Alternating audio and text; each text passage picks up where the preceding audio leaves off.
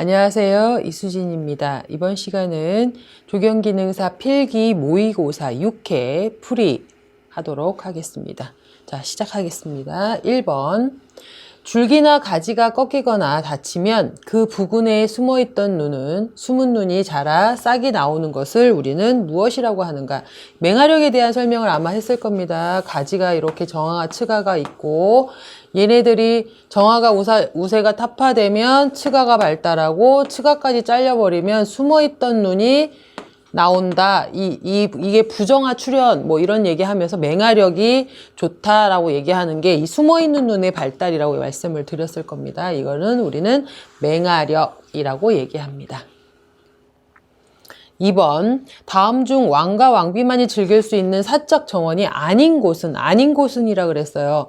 우리가 경복궁이나 창덕궁 같은 경우는 특히나 이 왕의 공간이었었어요. 그런데 여기 덕수궁 같은 경우에 보면은 특히 석조전의 경우는요, 사람들이 응접실에 자주 왔다 갔다 하고 그 앞에 다른 외국인들도 뭐 사신들이나 이런 사람들이 오고 이랬기 때문에 실질적으로 석조전은 우리 그 왕과 왕비만이 즐길 수 있는 사적 공간이라고 얘기하기는 조금 부족한 부분입니다. 그래서 답은 3번입니다. 이게 그 덕수궁 안의 중면당은 좀 안쪽에 있는 거고 석조전은 입구 쪽에 있어서 여기 보시면 1층에는 거실, 2층에는 접견실 및 홀로 되어 있고 3층이 침실로 되어 있거든요. 그러니까 실질적으로 사람들이 많이 오고 가는 공간이었다라고 보시면 돼요. 조금 우리 한국인으로 생각하면 좀 마음이 아픈 얘기인데, 우리가 보통 궁이라고 하면은 왕의 공간이 따로 완전히 분리되어 있어야 되는 게 정상이거든요. 그런데 이 덕수궁 같은 석조전의 경우는 그렇지 않았다는 게 그냥 일반 집처럼 쓰였다는 게 조금 마음이 아픕니다. 어쨌든 그래서 사적인 정원이 아닌 곳은 3번입니다. 일본의 다정식 정원이 나타나는 아름다움의 미는, 다정에서 나타나는 아름다움의 미는, 자, 일본 하면 조함이에요. 그냥 조화로운 걸 좋아하는 일본 양식이라고 보시면 되고, 대비는 중국, 뭐 이렇게 딱 우리 이해하시면 될 것 같습니다. 이거는 뭐 다른 설명이 필요하지 않고요. 자, 4번. 주위가 건물로 둘러싸여 있는 식물의 생육을 위한 채광, 통풍, 배수 등에 주의해야 할 곳은, 우리가 이제 단독주택의 경우는 이것도 마찬가지 여러분 그림으로 외우셔야 됩니다. 여기 주거지가 있고요. 대문, 현관 이렇게 있어요. 그래서 이렇게 지나가는 길, 여기가 전정, 여기가 주정, 여기가 후정, 여기가 작업정입니다. 그림으로 외우세요. 그러면 건물로 둘러싸여 있고 채광, 통풍, 배수 등에 주의해야 할 곳은 여기 보면은 중정입니다. 건물에 둘러싸여 있는 정원. 자, 보면은 가운데 있는 정원 혹은 건물에 둘러싸여 있는 주정원이라고 해서 우리가 주정 혹은 중정이라고 여기 지금 나와 있는데, 여기는 전정, 주정. 이게 말이 조금 이 사람이 이게 문제가 잘못된 건데요. 원래는 이게 앞들, 그 다음에 이게 안뜰 이런 개념으로 원래 가는 게 맞는데, 여기에서는 주정을 앞뜰과 대문 사이에 이 현관까지의 이거를 주정으로 본 거거든요. 우리가 중정은 안뜰을 얘기하는 겁니다. 안뜰. 그래서 이거를 우리가 안뜰, 앞뜰 이렇게 이해를 하시면, 안뜰로 이해를 하시면 이 중정이 맞다고 보시면 돼요. 자, 5번. 훌륭한 조경가가 되기 위한 자질에 대한 설명 중 틀린 것은, 조경가. 훌륭한 조경가는 합리적인 사고보다는 감성적 판단이 더욱 필요하다. 합리적인 사고가 제일 중요하죠. 뭐 설계를 할 때는 창조적이거나 뭐 이렇게 좀 독창적인 게 필요하지만, 조경가 전체적인 걸로 이야기를 하면 합리적인 사고가 제일 중요하다고 봅니다. 그 외에도 자연과학적 지식이나 공학적 지식, 인문과학적 지식 이런 것들도 다 갖추고 있으면 좋겠죠. 자, 6번. 다음 설명하는 그림은, 자, 눈높이보다 조금 높은 위치, 위에서 보는 거고 자연스럽게 표현된, 그 다음에 계략적으로 표현하고 있다 할 때 얘기입니다. 그 다음에 디자이너가 순간적으로 떠오르는 아이디어를 하기 위해서 하는 게 보통 스케치입니다. 예를 들어서 투시도는 우리가 이제 이렇게 돼 있으면 우리가 단순하게 이걸 이렇게 하면은 그냥 입체감이 없잖아요. 이렇게 해가지고 안에까지 다 볼 수 있게 하는 게 투시도라 그러면, 스케치는 우리가 계략적으로 자연스럽게라 그랬어요. 그래서 나무를 표시할 때도 우리가 도면을 그릴 때는 딱 이렇게 정확하게 그리지만, 우리가 스케치에서 그릴 때는 나무를 조금 더 자연스럽게 가지라든지 이런 걸 표현한다거나, 아니면 숲의 질감을 표현한다거나, 이런 간단하게 느낌을 확 보는 사람으로서 가볍게 볼 수 있는 그런 그림을 우리는 스케치라고 얘기하거든요. 그 다음에 약간은 공간을 실제 보이는 느낌으로 하시면 돼요. 예를 들어서 이렇게 돼 있다 그러면은 벤치가 이렇게 앉아 있다. 그럼 약간 여기 있는 사람은 조그맣게 그리고 여기 있는 사람은 크게 그린다거나, 이렇게 해서 우리가 한눈에 바라볼 수 있도록 만드는 이런 것들을 우리는 스케치라고 얘기합니다. 그래서 이거를 인면도 조감도는 우리가 아주 딱딱하게 딱 정확하게 치수대로 그리는 걸 얘기하고, 이거는 자연스럽게 그리는 표현이라고 생각하시면 될 것 같습니다. 실제로 현장에 가보면 간단하게 그리는 거를 보통 스케치로 많이 합니다. 자, 7번. 조경 양식 중 노단식 정원 양식을 발전시키게 한 자연적인 요인은, 자, 노단식 정원하면 이탈리아고요. 이탈리아에서 대표적인 정원 양식이 노단식이란 말이죠. 그렇다면 이런 양식이 왜 나왔냐? 제일 큰 게 지형입니다. 기후도 뭐 당연히 자연적인 요소로 많이 하기는 하지만, 우리가 보통 조경 양식에서 가장 크게 영향을 미치는 게 우리가 지형이라고 그러고, 특히나 노단식은 이렇게 계단식으로 되어 있는 거기 때문에 지형 때문에 이렇게 만든 거라고 보시면 되겠습니다. 자, 그 다음 8번. 어린이 공원의 설계 시 공간 구선 설명으로 옳은 것은?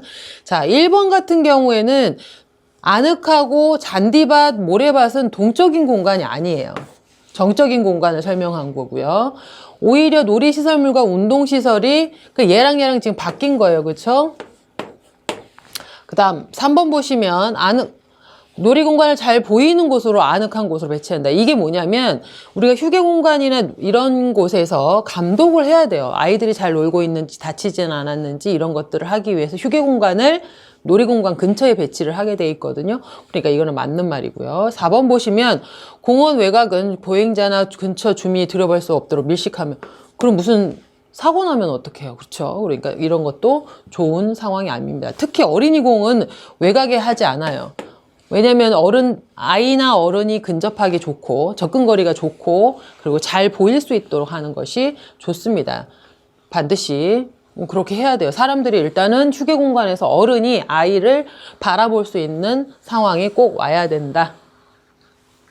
자, 9번. 조경 양식을 형태, 정형식, 자연식, 절충식 중심으로 분류할 때 여기서 물어보는 건 자연식 조경 양식에 대한 설명이 해당하는 걸 물어보는 겁니다. 자, 서아시아 프랑스는 그 다음에 강한축, 이거는 지금 정형식을 설명한 거고요. 그 다음에 한 공간 내에서 실용성과 자연성을 동시에 했다, 절충식을 설명한 겁니다. 자, 그렇다면 자연식 조경은 뭐냐? 주변을 돌 수 있는 산책도를 만들어 다양한 경관을 즐길 수 있게 하는 게 자연식 조경의 양식의 특징이라고 볼 수 있습니다. 자, 다음 10번. 휴게 공간의 입지 조건으로 적합하지 않은 것은, 휴게 공간은 경관이 좋고 보행동선이 만날 수 있는 곳, 그 다음에 녹음수가 조성된 곳이 좋아요. 그늘이 있어야 돼요, 휴게 공간은. 그런데 시야에 달뛰지 않는 것, 아까 얘기한 대로 구석재기, 외곽에 설치한다? 그거는 좋지 않다 그랬어요. 시야에 잘 띄는 그런 곳에 설치하는 것이 좋다. 11번. 조경 관련 대표 저술서, 조선시대 조경 관련 책 하면 우리는 강의 안에 양화소록을 우리는 적어도 우리 한국인이라면 좀 알고 있어야 되지 않냐. 그때 아마 제가 강의할 때도 많이 말씀을 드리는 부분인데요. 이건 좀 아셔야 됩니다. 화분에 심는 방법, 꽃을 절하로 쓰는 방법, 그 다음에 꽃이 싫어하는 것, 그 다음에 화분 놓는 방법, 괴석 놓는 방법, 이런 것들이 굉장히 상세하게 설명이 잘 되어 있어요. 아주 잘 되어 있습니다. 지금 봐도 잘 되어 있는 책이 양화소록이에요. 이거를 한문으로 된 책을 한글로 번역해 놓은 책이 있거든요. 굉장히 잘 되어 있습니다. 지금 봐도 깜짝 놀라요. 제가 봐도. 내용 굉장히 좋습니다. 이거 강의 안에 양화소록 기억하시기 바랍니다. 12번. 수고가 3m인 감나무 세주의 식재공사에서 조경공이 0.25인, 보통인부가 0.2인, 식재 노무비의 1위 대가는 이렇게 물어봤어요. 자, 1위 대가를 물어봤단 말이에요. 이거는 단위당을 물어본 겁니다. 그래서 우리가 지금 여기서 얘기하는 거는 다 필요가 없어요. 지금 보시면 나무를 조경공이 4만 원, 보통인부가 3만 원이고 품셈이 나왔단 말이에요. 요것만 해주면 돼요. 그러니까 3m인 것도 의미가 이미 다 나와 있어요. 그 다음에 세주인 게 의미가 없다는 얘기예요. 단위당 1대가를 물어본 거기 때문에 만약에 여기에 소요되는 공사 원가는 혹은 노무비는 이렇게 물어봤으면 이 세주 곱하기 3을 또 해야겠지만 여기는 지금 1위 대가를 물어봤기 때문에 단위당 단가를 물어본 겁니다. 답은 16,000원이에요. 그래서 혹은 어떤 분들은 이 16,000원에 3을 곱했겠죠. 그러니까 48,000원이라는 답도 여기 예시에 나와 있어요. 그러니까 계산을 다시 한번 말씀드리지만 여러분이 오류로 나올 수 있는 답도 예시에 있다라는 거. 그래서 찍을 수가 없어요. 이거는 그냥 정확하게 계산하는 것이 제일 유리합니다. 이런 건 맞추라고 내는 문제예요. 잘만 읽어보면 맞출 수 있는 문제입니다. 다음 13번. 도시공원 및 녹지 등에 관한 법률에서 정하고 있는 녹지가 아닌 것은 완충이나 경관이나 연결 녹지는 도시공원에서 혹은 그 녹지에 관한 법률에서 정하고 있는 녹지의 명칭입니다. 그러나 시설 녹지는 공공시설을 보호하기 위한 녹지이기 때문에 도시계획 시설의 내용이에요. 그래서 여기하고는 관련이 없다. 자, 다음 14번. 이탈리아 정원 양식에 해당하는 것은 앞서 문제에 나왔어요. 이게 우리가 60문제를 풀면은 이런 일이 생깁니다. 앞 문제하고 뒤에 문제가 연결되어지거나 그 말이 똑같이 나오는 경우 있어요. 그래서 제가 60문제를 풀 때 어떻게 해야 되냐면 일단 문제를 아는 것만 푸세요.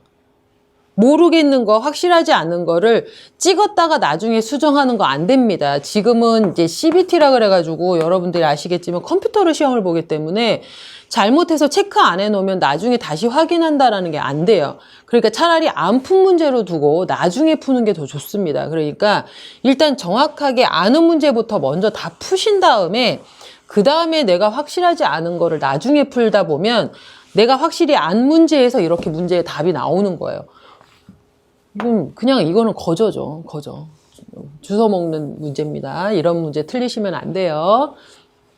15번. 도면상에서 식물 재료의 표기 방법으로 바르지 않은 것은 자, 다른 거 덩굴 식물은 길이로 같은 수종의 인출선을 연결해서 표시하고 규격은 HW나 B, HR 등의 표기 방식이 조금씩 다릅니다.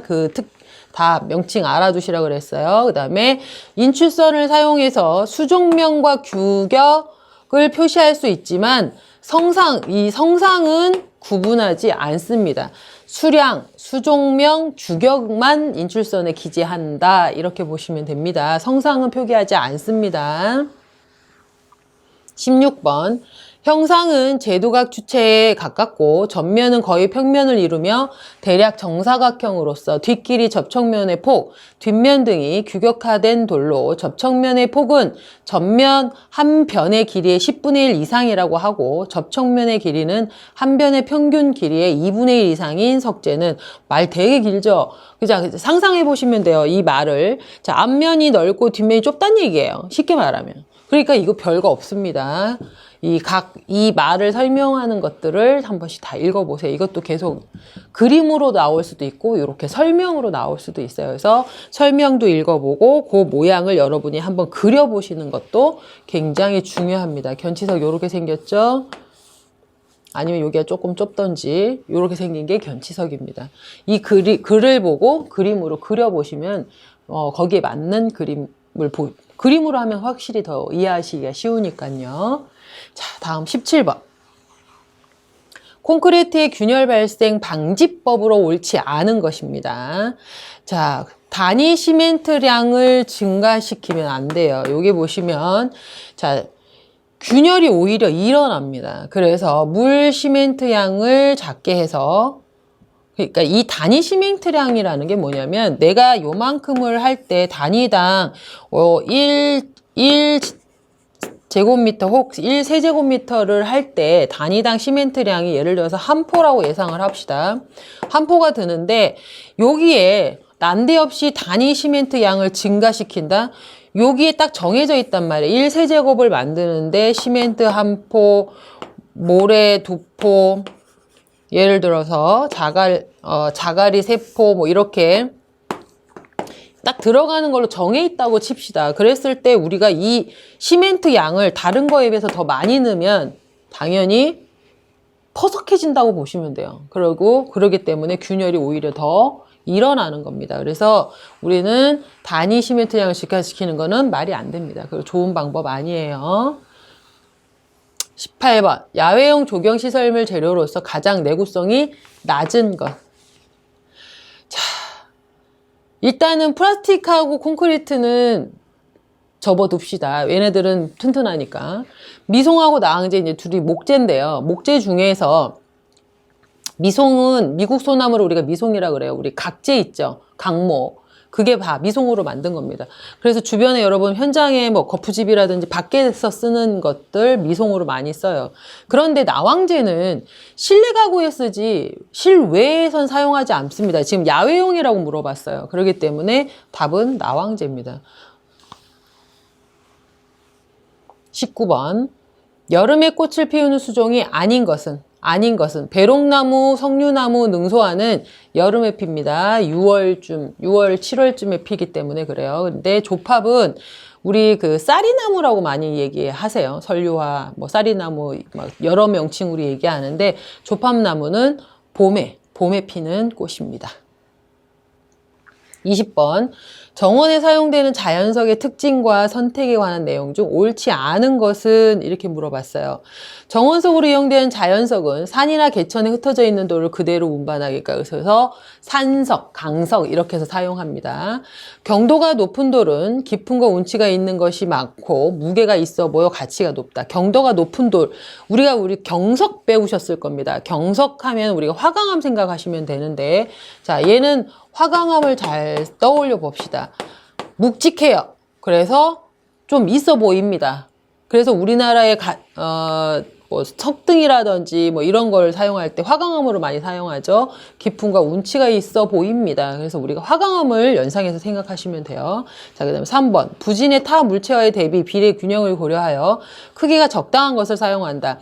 자, 이 건물이 요만한데 돌을 이만한 거 사용하면 안 되겠죠. 균형이 있게 사용해라는 뜻입니다. 당연한 얘기고요. 자, 4번 보시면 돌에는 색채가 있어요.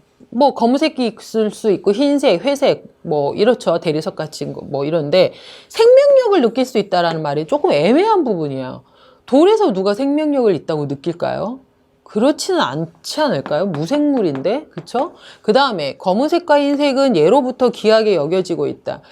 이거는 이제 서양이냐 동양에 따라 조금 달라요. 이 화강암의 경우 약간 담회색이나 흰빛에 가깝고 대리석 이런 거 얘기를 하는데 이거는 각자의 취향이라고 본다면 생명력을 느낄 수 있다라는 말이 조금 애매한 말이기는 합니다. 그래서 가장 옳지 않은 걸로 여러분이 찾은다면 요 4번이 되겠습니다. 자, 21번. 다음 수종 중 상록 활엽소가 아닌 것은 우리 성상 아는 거 계속 해야 된다고 얘기를 했을 겁니다. 자, 상록 활엽소가 아닌 것을 찾으면 돼요. 다른 거는 잘 모르겠고요. 메타세콰이아는 우리가 계속 나오는 겁니다. 낙엽, 침엽, 교목이 몇 개 없다 그랬어요. 메타세콰이아, 그 다음에 낙엽송, 나구송, 그 다음에 은행나무 요 4가지밖에 없어요. 그래서 낙엽, 침엽, 교목 종류 반드시 기억하시기 바랍니다.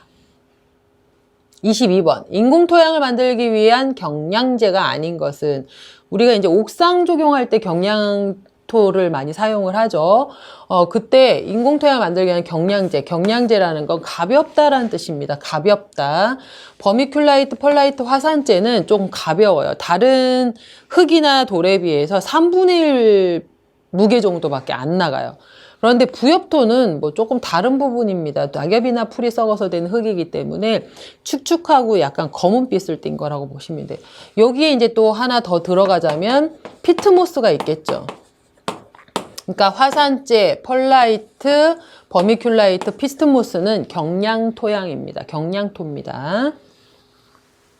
일정한 응력을 가할 때 23번 변형이 시간과 더불어 증대하는 현상을 우리는 크리프라고 얘기를 해요. 이거는 무슨 말이냐면 일정한 하중이 강해진 상태에서 시간이 경과함에 따라 소재의 변형이 계속되는 현상, 탕성과 점성이 공존한다. 이게 무슨 말이냐면 내가 어딘가에 무게 하중을 뒀어요. 쉽게 말하면 우리가 이제 이렇게 봅시다. 매트리스에 사람이 앉았어요. 그러면 이게 시간이 경과하면 어떻게 돼요? 밑으로 쑥 꺼지죠. 점점 꺼지죠. 그게 변형이 이 사람이 없어도 오래된 매트리스는 계속 푹 꺼져 있죠. 우리 다 공감하잖아요. 네, 그런 걸 우리가 크리프 현상이라고 얘기합니다. 콘크리트에서 나타나는 현상이에요. 콘크리트에 무게 하중이 계속 있는데 얘가 제거되더라도 이미 갈라지거나 침하된 거는 계속 그게 진행이 돼요. 그런 걸 우리는 크리프 현상이라고 얘기합니다. 릴렉세이션은 응력 이완이라는 말이고요. 탄성과 치성은 앞서 문제에서 많이 설명이 되어진 겁니다. 자, 24번. 학교 조경에 도입되는 수목을 선정할 때 조경 수목의 생태적 특성 설명으로 옳은 것은, 자, 학교에서 우리가 보통 그 학교 조경은 교육적인 목적으로 우리가 학교 조경을 합니다. 뭐 교과서에 나온 거, 아니면 교육적으로 좋은 거, 아니면은 아이들이 배워야 될 만한 거. 뭐 예를 들면 우리나라 같은 경우는 뭐 우리나라 꽃이니까 무궁화를 심는다거나 아니면은 그 학교에 교화를 심는다거나 뭐 이런 거 있죠. 그런 교육적인 목적으로 많이 둡니다. 하지만 여기서 물어본 거는 생태적인 특성을 물어봤어요. 당연히 그 지역의 기후, 토양, 환경에 잘 클 수 있는 수목을 선정하는 게 좋죠. 난데없이 제주도인데, 아니죠. 제주도가 아니라 만약에 예를 들어서 서울에 있는 학교인데 난데없이 제주도에서 크는 나무를 거기다 심는다? 키우기도 힘들고 관리하기도 힘들고 돈도 많이 들고 그럴 이유가 없다는 얘기예요. 그런 건 좋은 방법이 아니다. 그런 얘기입니다. 자, 25번. 다음 중 유리의 재성질에 대한 일반적인 설명으로 옳지 않은 것은, 일단 유리의 성질 봅시다. 열 전도율 및 열 팽창률이 다른 제품의 재료에 비해서 좀 작은 편이고요. 약한 산에는 침식되지 않지만 염산, 황산, 질산 등에는 침식될 수 있습니다. 그다음 광선에 대한 성질은 유리의 성분, 두께, 표면의 평활도 등에 따라 조금 다릅니다. 유리가 너무 두껍거나 이러면 햇빛이 좀 덜 들어오지만 얇으면 우리 눈 엄청 부시거나 뭐 탄다거나 이런 일들이 생기잖아요. 그걸 얘기하는 겁니다. 자, 그렇다면 옳지 않은 것은 유리의 굴절률은 1.5에서 1.6이고요. 석영이나 탄산, 석회암을 섞어가지고 녹여서 만든 게 유리입니다. 그러니까 답은 요거는 틀린 말이다. 이렇게 나와 있습니다. 26번. 플라스틱 제품의 특성이 아닌 것은 플라스틱 제품 합성수지 얘기를 하는 건데요. 산과 알칼리에 견디는 힘이 콘크리트나 철에 비해서 괜찮습니다. 그래서 우리가 내화학성 이렇게 이야기하기도 하죠. 그 다음에 또 좋은 게 접착, 가공성이 좋고 성형성이 되게 좋은 게 장점이에요. 그 다음에 대신 내열성이 약해서 60도 이상에서는 연화된다. 뭉그러지는 거예요. 우리 염화비닐 같은 거 생각하시면 돼요. 우리 비닐봉지 있죠. 비닐봉지. 그걸 이게 염화비닐인데 우리 라이터 불만 갖다 대로 얘가 초록 쪼그라들어요.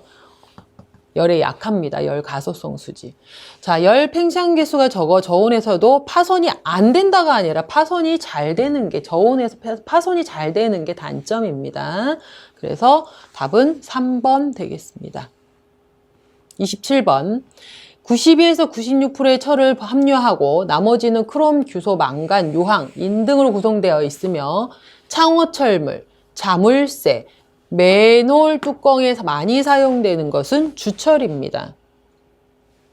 우리 그 맨홀 뚜껑은 거의 주철로 많이 이루어져 있어요. 그래가지고 묵직하게 다 돼 있는 겁니다. 나머지는 선철과 강철과 순철에 대한 설명은 여기 한번 읽어보시면 됩니다.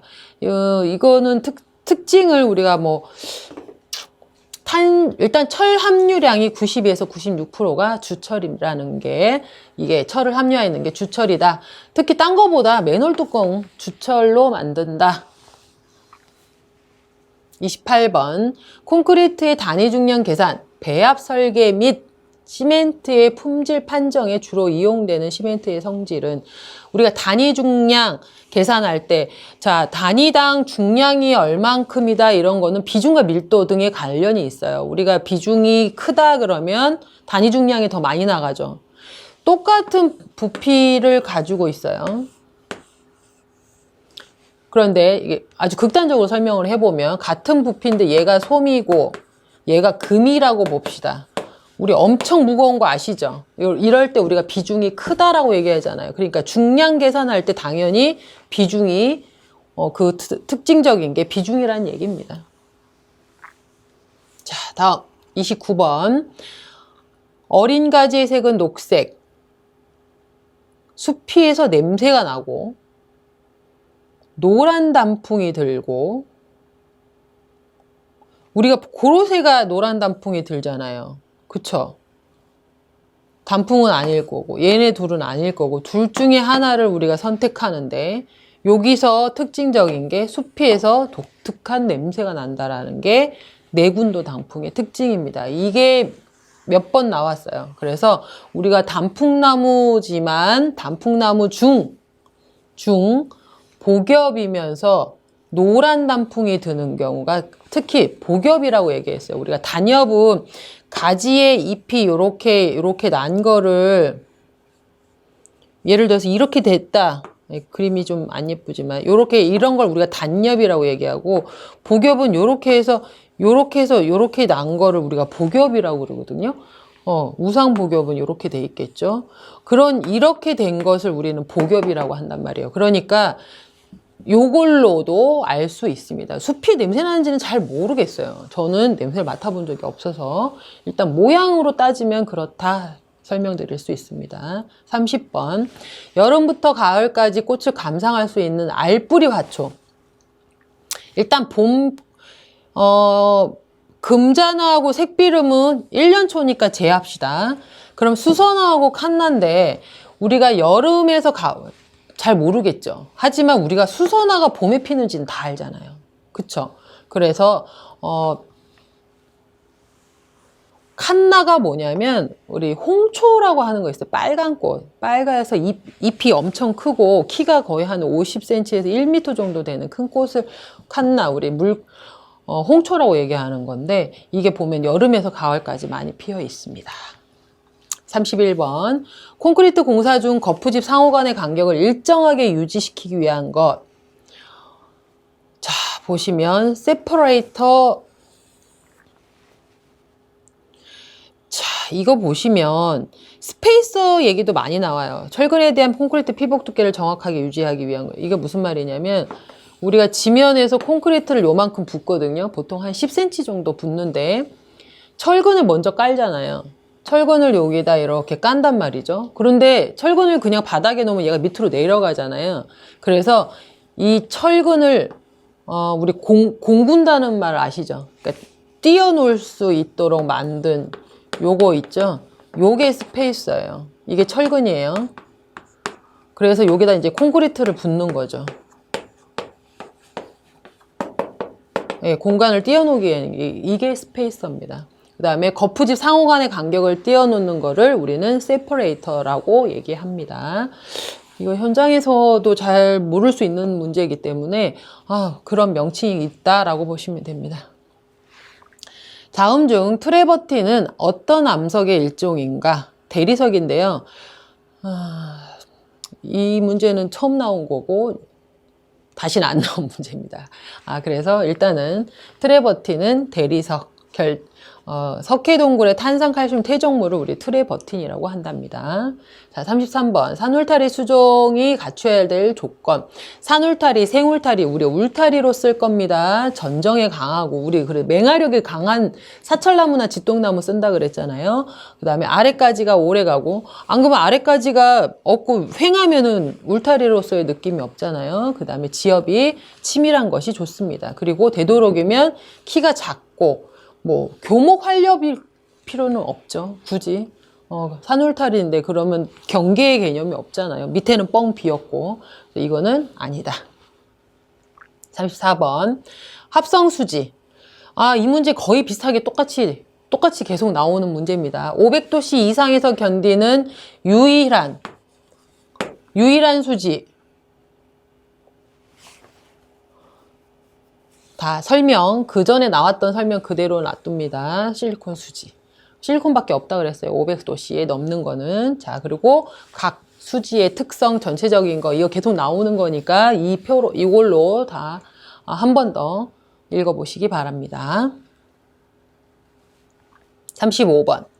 목재 방부 방법 중 그 방법이 나머지 색과 다른 것은 방청법이라는 거는 목재하고는 상관이 없어요. 네, 이거는 녹막이 방지할 때 쓰는 게 방청, 녹막이 칠이라고, 정확하게 얘기하면 녹막이 칠이라고 얘기하죠. 아니면은 뭐, 녹막이 방지를 위한 방법을 우리 방청법이라고 얘기합니다. 자, 36번. 수목 식재 시 해당 수목의 규격을 수고와 근원 직경, HR로 표시하는 것은, HB로 표시하는 건 요거. 라 그랬어요. 그러니까 요쪽입니다. 목련은 HR로 표시해요. 이거 외우셔야 된다 그랬어요. 은행나무, 자작, 메타, 백화, 벚나무, 플라타너스 이런 것들은 HB로 표시한다. 흉고직경으로 표시한다. 그 다음에 HW로 표시하는 거 상록침역, 교목과 관목 이거 다 규격 표시하는 문제는 어떤 식으로든 계속 나옵니다. 이거는 안 나오는 경우가 거의 없다고 봐요. 이런 문제는 맞추셔야죠. 자, 37번. 미국 흰불나방 구지에 가장 효과가 좋은 것은? 자, 디캄바 반벨은 우리 잔디밭의 크로바 제거용이에요. 이것도 문제 많이 나오는 겁니다. 그 다음에 디니코나졸 같은 경우에는 생장 조절제로도 이용하지만 적성병 있죠? 배나무나 사과나무 적성병에 사용하는 살균제로도 사용합니다. 우리가 보통 생장조절제가 농약으로 사용되는 게 되게 많아요. 생장조절제 이거는 이제 배추 지상부가 신장하는 걸 억제해주는 생장조절제로도 사용합니다. 그 다음에 심화진 같은 경우는 제초제로 우리 뭐 발행이나 뭐 이런 거 있죠. 이런 거 죽이는 제초제로 사용하는 거고요. 여기서 얘기하는 살충제, 카발릴 소화제, 세비는 미국 흰불나방을 구제하는 살충제입니다. 38번. 난지형 잔디에 떼밥을 주는 가장 적합한 시기는? 난지형 잔디 하면은 우리 한국 잔디예요. 한국 잔디. 들잔디 생각하시면 되는데 얘가 상태가 언제 제일 좋다 그랬죠? 상태가 좋을 때가 7, 8월이에요. 그러면 여기 떼밥을 주는 시기는 그 생장이 좋은 시절에 주는 거예요. 제일 좋은 시절에. 솔직히 11월, 1월 이쯤 되면은 그 다음에 3, 4월까지도 사실은 들잔디가 누런 상태예요. 이럴 땐 떼밥을 주면 얘가 숨을 못 쉬어요. 그러니까 생장이 좋을 때 주는 것이 좋다. 39번. 조경수를 이용한 가로막이 시설의 기능이 아닌 것은? 자, 보시면 보행자의 움직임을 규제한다거나 시선을 차단하거나 광선을 방지한다. 이게 무슨 말이냐면 녹음을 제공하거나 그늘, 그 다음에 차폐를 한다거나 그 다음에 울타리의 개념을 갖게 한다거나 하는 게 조경수의 역할인 거예요. 지금 가로막이 시설이라는 게 움직임을 규제한다 울타리, 시선을 차단한다 차폐, 광선을 방지한다 녹음이에요. 이 기능을 한다는 얘기입니다. 나무가. 당연히 악취 방지하고는 크게 상관이 없죠. 자, 40번. 모래밭 조성에 관한 설명으로 가장 부적합한 것은? 적어도 4~5시간 햇볕이 쬐는 것이 좋습니다. 소독이 되는 것이 좋으니까요. 통풍도 잘 되고. 그 다음에 모래밭 깊이는 30cm 이상입니다. 그래서 이렇게 쿡 찔러봐서 30cm가 들어가야 돼요. 그 다음에 가장자리는 지면에서 봤을 때 얘가 모래예요. 그러면 지표면보다 조금 높게 이렇게 모래막이를 해주는 게 좋습니다. 여러분 아마 어릴 때, 연세 드신 분들은 어릴 때 보면은 모래자루를 그 모래터 주변에 하거나 이렇게 생각하면 돼요. 우리 씨름장 생각하면 돼요. 씨름할 때 모래밭에서 하시죠. 그러면 그 주변에 타이어를 동그랗게 박아 놓거나 모래주머니를 이렇게 쌓아놨단 말이죠. 일단은 이 모래터보다 좀 올려줬다라는 얘기입니다. 지표보다 높게 했다는 얘기입니다. 네. 자, 휴게시설에서 멀리 배치를 한다? 가깝게 배치해야죠. 아이들이 노는 거는 우리가 항상 부모가, 보호자가 관리 감독해야 된다 그랬잖아요. 모래터에서 아기들이 놀기 때문에 휴게시설이 가까이 있어야 합니다. 자, 그 다음 41번. 우리나라 조선 정원에서 사용되었던 홍해문의 성격을 띤 구조물이라고 할 수 있는 것은, 우리 홍해문은 이렇게 다리가 있으면 고기를 이렇게 만드는 걸 우리가 홍해문이라 그래요. 사람이 여기 이렇게 걸어가고 이런 거를 우리가 홍해문이라고 하는데, 이게 제일 많이 비슷한 느낌인 뭐게 있냐는 거죠. 아치죠, 뭐. 아치라 그래가지고 좀 말이 이상한데, 홍해문 무지개처럼 생긴 걸 얘기하는 겁니다. 자, 42번. 경관석 놓기의 설명으로 옳은 것은, 네, 홀수로 배치하는 것이 맞고요. 경관석은 항상은 아닙니다. 단독으로 배치할 수도 있어요. 1357로 하기도 합니다. 하나만 이렇게 딱 멋진 돌 하나만 놓기도 해요. 근데 항상은 아닙니다. 같은 크기의 경관석으로 조합하면 통일감이 있어 자연스럽다. 굉장히 밋밋하고 재미없죠. 크기가 다른 걸로 합니다. 그래서 보통 큰 돌, 작은 돌, 중간 돌 이렇게 배치합니다. 그래서 요런 부정형 삼각형으로 배치를 많이 하죠. 자, 43번. 정형식 배식 유형은, 자, 우리가 이거 얘기할 때 독립식재를 우리가 단식이라고 하기도 하거든요. 그래서 정형식 배식 유형을 저는 외울 때 어떻게 외우냐면 단, 대, 열, 교, 집 이렇게 외웁니다. 그러면은 당연히 뭐 그거 아닌 건 자연식 배식 방법이겠죠. 그래서 정형식 배식 유형은 단대 열교집. 아, 고집 되게 세네. 단체로 이렇게 기억하시면 좋을 것 같아요. 그러면 단대 열교집.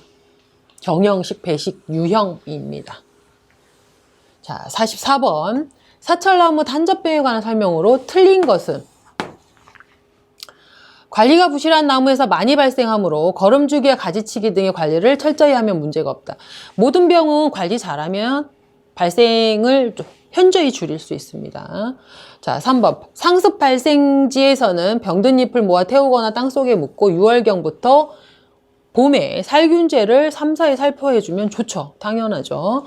잎이 크고 작은 전무늬가 생기고 차츰 움푹 들어가면서 진전되므로 지저분한 느낌을 그러니까 이런 병은 나무의 생육을 나쁘게도 하지만 보기에도 별로 좋지 않습니다. 미관상 좋지 않아요.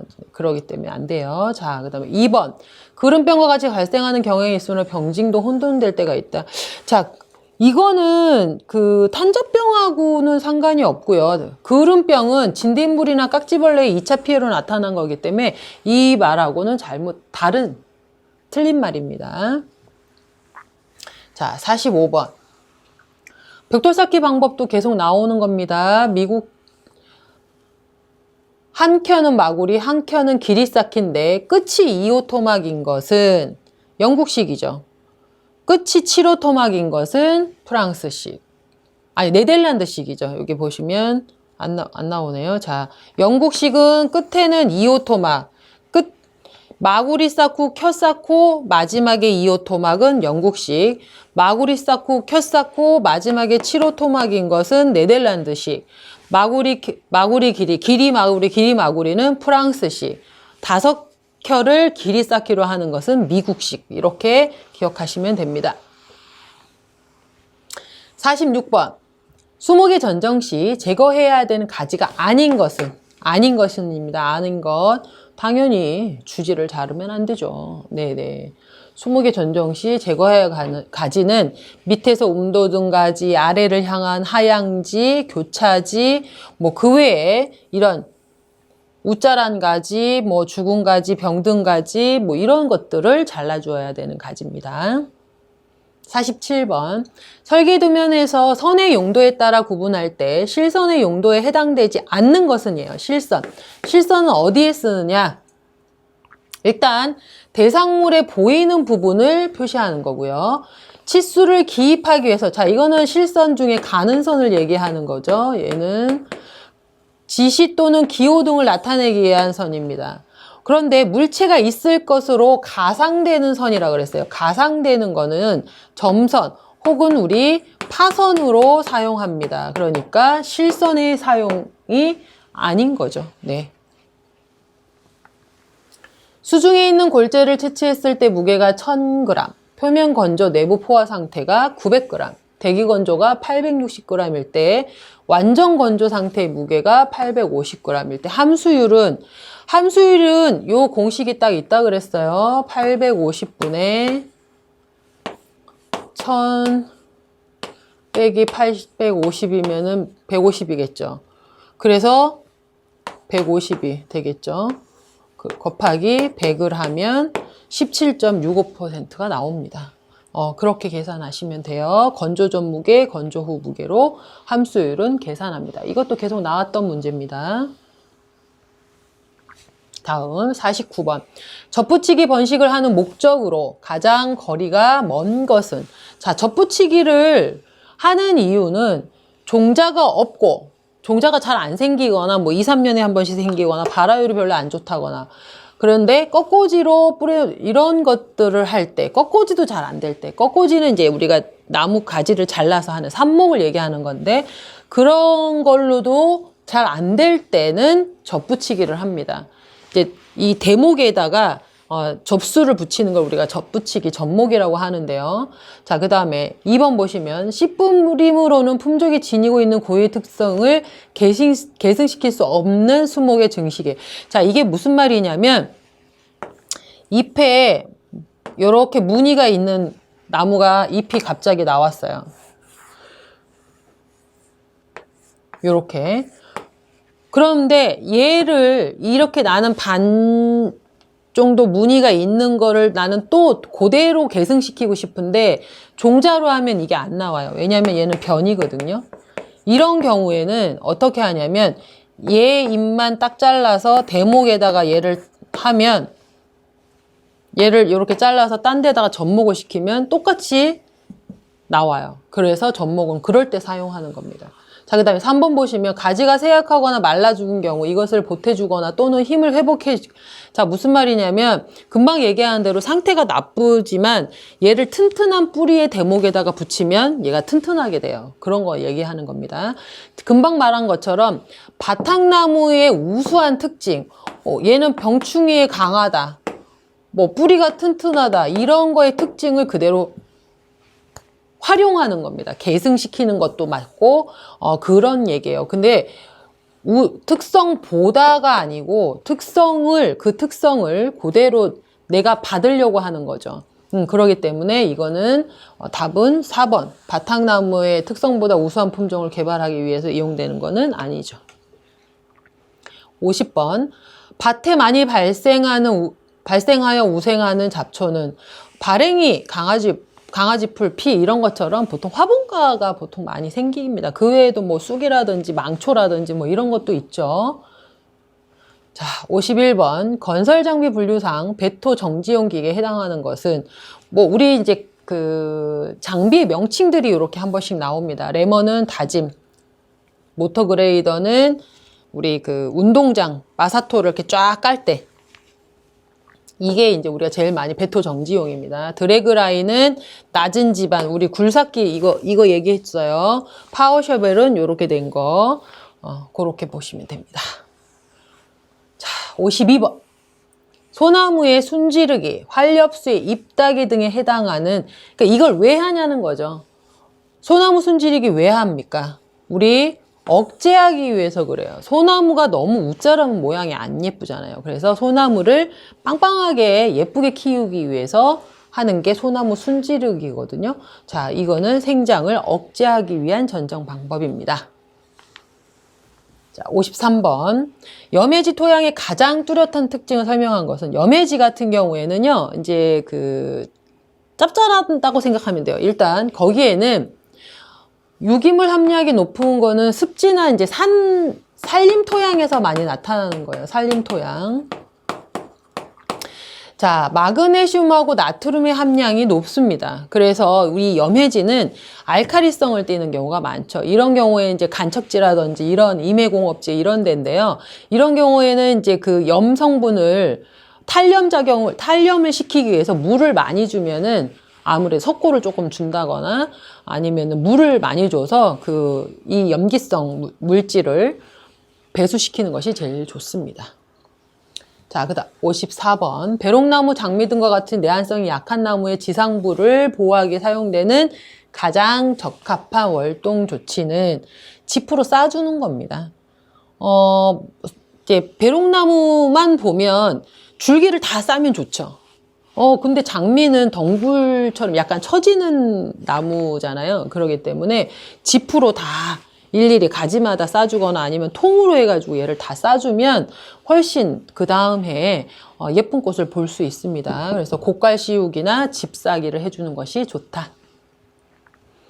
55번. 다음 중 큰 나무의 뿌리 돌림에 대한 뿌리 돌림 얘기 또 나왔어요. 거의 매년 한 번은 꼭 나오는 것 같습니다. 가장 거리가 먼 것은 굵은 뿌리는 3, 4개 정도 남겨둡니다. 그래서 우리 환상바피한다 그랬어요. 그 다음에 굵은 뿌리를 혹시 절단해야 되는 경우는 얘를 완전히 깨끗하게 절단해야지 지저분하게 자르면 안 됩니다. 자, 그 다음에 뿌리 돌림 하기 전 지주목을 설치해서 하는 방법도 괜찮은 방법이에요. 왜냐하면은 단근 작업을 많이 실시하기 때문에 얘가 넘어질 수 있거든요. 그래서 지주목을 설치하는 것도 괜찮습니다. 자, 그런데 뿌리 돌림을 한 후 새끼로 뿌리분을 감아두면 뿌리의 부패를 촉진한다? 이거하고는 상관이 없어요. 그거하고는 뿌리 돌림을 한 후 새끼로 뿌리분을 감아놓은 다음 분 밑에 잔뿌리를 나중에 해가지고 분뜨기 할 때 사용하기 때문에 이거는 해당 사항이 없습니다. 부패 촉진한다? 그거하고는 상관이 없습니다. 자, 56번. 침상화다. 썬큰 가든이라고 얘기하는데 밑으로 내려간 거예요. 관상하기 편하도록 지면 밑으로 꾸민 화단을 우리는 침상화단이라고 얘기합니다. 그 다음에 중앙부를 높게 하고 작은 곳을 가장자리 하는 걸 우리는 기식화단이라고 하고요.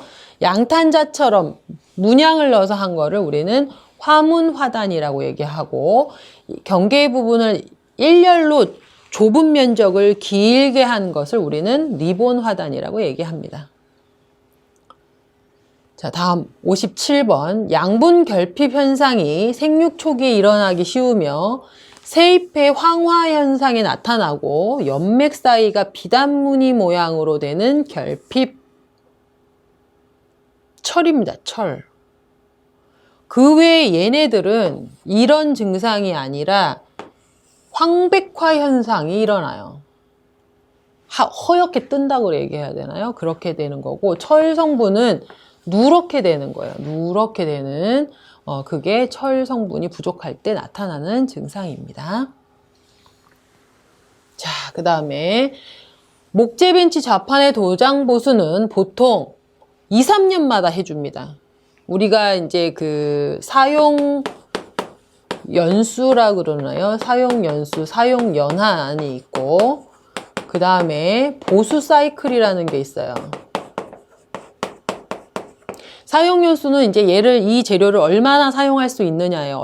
몇 년 정도 쓸 수 있느냐. 우리 사용 기한이라고 얘기하는 거 있잖아요. 그런 거고, 보수 사이클은 내가 몇 년마다 얘를 보수를 해줘야 되느냐. 얼마만큼마다 보수를 해줘야 되는 걸 우리가 보수 사이클이라고 하는데, 보통 목재 벤치 좌판의 경우는 사용 연수가 7년이고 보수 사이클이 2에서 3년일 거예요. 그러면 그런 거 우리 보수 사이클도 간혹 문제 한 번씩 나오기 때문에 요 정도는 알면 좋습니다. 콘크리트의 경우는 3, 4년마다 한 번씩 보수 사이클이 있어요. 그래서 보수 사이클이 얘가 제일 짧습니다. 목재, 좌판이. 나머지는 보통 3, 4년이 제일 주로 많습니다. 59번. 교목리의 높은 가지를 전정하거나 열매를 채취할 때 주로 사용하는 가위는, 자, 일단은 대형 전지 가위는 이렇게 생긴 거예요. 이렇게. 그래서 이렇게 자를 수 있는 거. 조형 전지 가위는 조그맣죠. 이렇게 해서 손잡이가 이렇게 큰 거예요. 그래서 이렇게 잡고 할 수 있는 거. 그거 얘기하는 겁니다. 그 다음에 순치기 가위는 가위 끝이 가늘다 그랬죠? 되게 좁아요. 요렇게 된 가위를 얘기하는 겁니다. 요 끝이 뾰족해서 순을 자르는데 적합한 걸 얘기하는 거고요. 갈구리 전정 가위는 위에 높은 데 사용할 수 있는 거라고 생각하시면 됩니다. 길게 할 수 있는 거. 마지막 60번. 평판 측량에서 도면상에 없는 미지점의 평판을 세워 그 점 위치를 결정하는 측량 방법은, 우리가 그 평판 측량할 때 할 수 있는 게 교해법, 방사법, 그 다음에 전진법이 있었어요. 근데 그 중에 교해법 중에 도면상에 없는 미지점의 평판을 세워서 그 위치를 결정하는 것을 우리는 후방교선법이라고 한답니다. 사실 저는 이게 제가 전문 분야가 아니라서 이 평판 측량에 대해서는 제가 뭐 심도 있게 설명할 수는 없으나 어쨌든 전방, 후방, 측방 교회법이라는 게 있어요. 이건 없는 말이고요. 이건 점진법에 있으니까 얘도 해상상이네. 둘 중에 하나인데 얘가 설명하는 거는 후방 교선법이라고 합니다. 자, 이렇게 6회 모의고사 풀이를 마치겠습니다.